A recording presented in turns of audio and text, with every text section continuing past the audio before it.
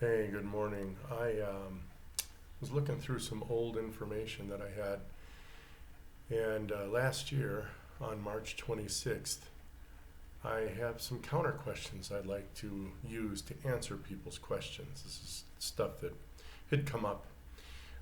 So, questions people might ask according to the science. And of course, here's what I would ask them in return. They would ask, how high is your cholesterol? I would say, how high are your triglycerides and your HDL? And what is their ratio? Okay. How many calories do you eat? Oh, sorry, let me go back. I caught myself. How high is your cholesterol? I would say, how high are your triglycerides? How many calories do you eat? I would ask, how low is your HDL? Are you eating fruits and vegetables? I'd ask, are you eating enough salt? How much saturated fat do you eat? I would ask, how high is your blood pressure? How much do you weigh? I would ask, what is your waist to height ratio? And when you know how the body works and you ask the right questions, your pain, inflammation, poor sleep, GERD, etc. will all improve and within weeks. Here's why these counter questions I asked are important. Cholesterol, there's no long-term studies that indicate any problem with cholesterol. Plus, people don't even know what cholesterol is, since it's one singular molecule for the human being. There is no good or bad of it. It's just what it is.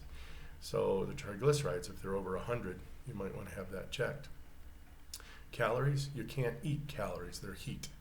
So I would ask you how low your HDL is, because if it's too low, under 45 or so, you need to fix that. Fruits and vegetables, who cares? They're plants. The best thing to ask is, are you eating enough salt to taste? And if you don't have enough salt, then your body's not functioning as well as it could. How much saturated fat do you eat?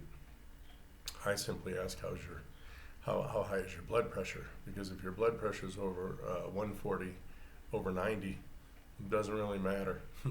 And the saturated fat in this question is related to the high cholesterol in the other question. There are no long-term randomized control studies that indicate any issues with cholesterol or saturated fat on long-term effects of that inform on cause and effect for heart problems. All right. How much do you weigh? Who cares how much you weigh? The important part is your waist to height ratio. So you measure your waist over your belly button and you divide your height into that. If it's greater than 0.5, you need to check that out. So those are actually better questions to ask than ridiculous allopathic nutritional questions. The reason I say that is I have never met a nutritionist personally. And off the top of my head, I'm counting myself 1, 2, 3, 4. 4 nutritionists that I've actually had interactions with. One was stick thin. Okay, that's probably not a good way to be. The other 2 are obese, to say the least. I mean, I'm not taking advice from those 2 either. The 4th one I know about has Hashimoto syndrome. So, knowing that my wife has cured her Hashimoto's through low carb, high fat, people say, you can't cure it, you can only reverse it. Oh, hell with that. Of course you can cure things. If you can catch them, you can cure them. If they're lifestyle management problems, then you have a symptom and then you don't have a symptom. So how do you want to play that game? You want to play the word games with me? Fine, I couldn't care less. The point is, she ain't got it. You call the word that you want to define it with. And so, yeah, when I see the allopathic nutritionists asking all the wrong questions, I do a about face and run like hell. So that's that. All right, guys. It is Friday. Ooh, fantastic. Oh, look, I have a little coffee here. Let me see if I can tip it enough. Yes, you can barely just see it. How fun. Yum. 190 mil. That's all I drink in the morning.